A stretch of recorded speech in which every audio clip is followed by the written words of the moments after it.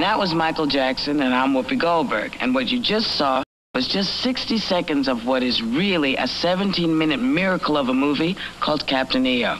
Now, what other modern-day motion picture experience can you think of that is produced by George Lucas, directed by Francis Coppola, stars Michael Jackson, was made at the Walt Disney Studios, and is in 3D? Captain EO is that movie. History is being made with this very special film, which can only be seen in 2 theaters in the whole universe. One at Walt Disney World in Florida, and the other at Disneyland in California. Now, just in case you're wondering why I am sitting here telling you about this movie that I'm not in, to make a long story short, Michael Jackson and several other people were sitting around trying to figure out who was going to tell you about this. But since Michael couldn't do it and they couldn't do it, because, you know, Michael's working on the album, folks at Disney got Disneyland to work, they figured, well, let's hire someone who doesn't have that much to do. So Michael called me and said, Whoopi, look, how'd you like to do me a big favor? I said, what do you want? You know, I taught you how to dance. I taught you how to sing. What do you want? And he said to me, I need you to take folks on a special trip behind the scenes to show them just how Captain EO was made. So I said, okay. The story begins with the captain and his crew on board their spaceship as they journey to a faraway world. Now, after bungling his last mission, this is EO's only chance to redeem himself in the eyes of his boss, Commander Bog. EO is joined by his loyal, sometimes competent crew of oddball characters, like the 2 robots called Major and Minor Domo, the flying little furry fuzzball guy named Fuzzball, and the 3-legged, 2-headed, very grouchy thing called Geeks, and Hooter, the funniest and hungriest elephant to explode on the screen since Dumbo. Their mission is to use Captain EO's powers of music and light to overthrow the evil witch queen who rules her world with an iron fist. Or should we say, iron claws?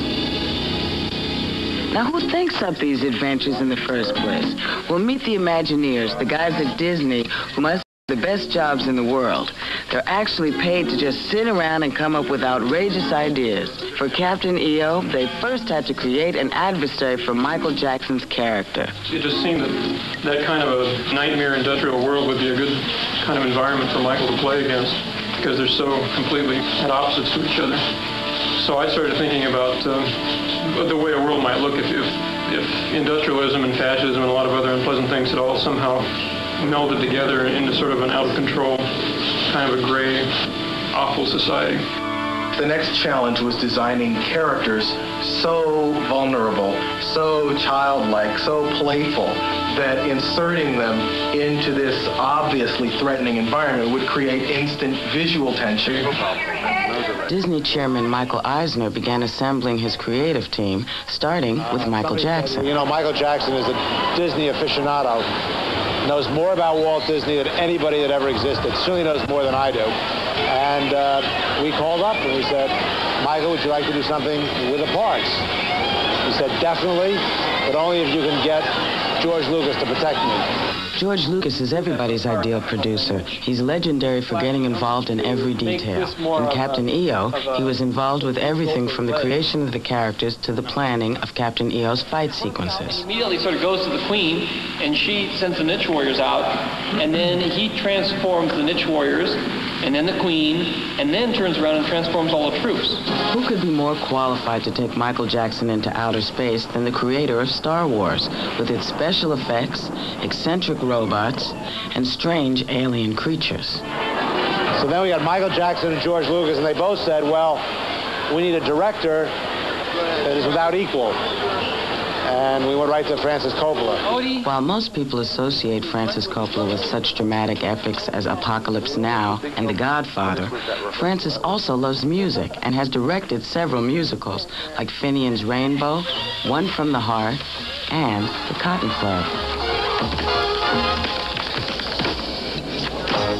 Well, Francis may love music, but no one ever said he could sing. Old EO had some light.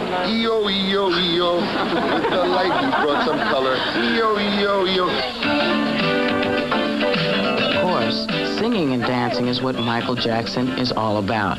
The whole world has been watching and listening to Michael for most of his life, as he's grown before our eyes from child star to superstar.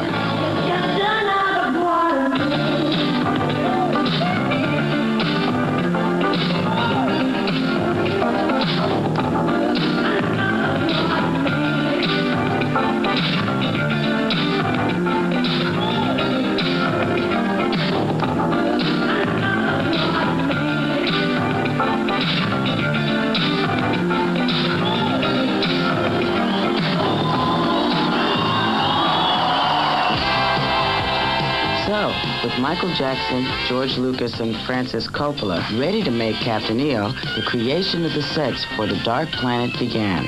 There wasn't much time because of everyone's busy schedule, so the construction crew had to work really fast.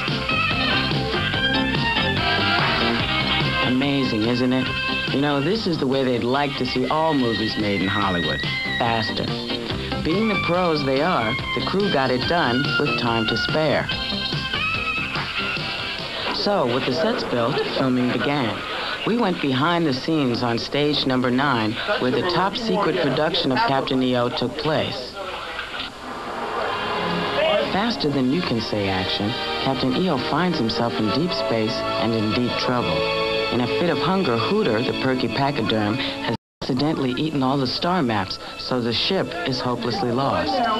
While the crew searches for any signs of the Dark Planet, Captain EO is beginning to worry because once again his reputation is on the line.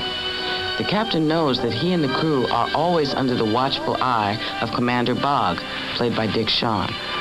Captain EO! Oh, my. Cold cuts. Cold cuts in the spaceship.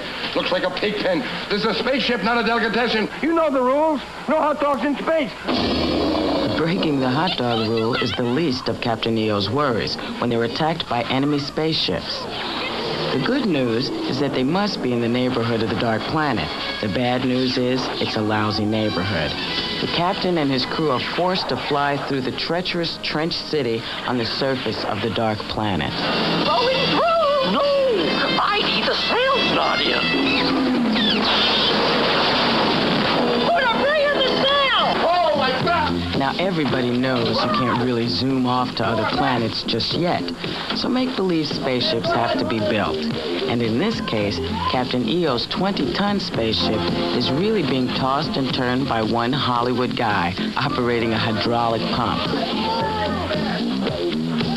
Of course, even Hollywood magic has its limits, like when the multi-million-dollar production was brought to a screeching halt because of a $100 hose, which sprang a leak on Captain EO's spaceship.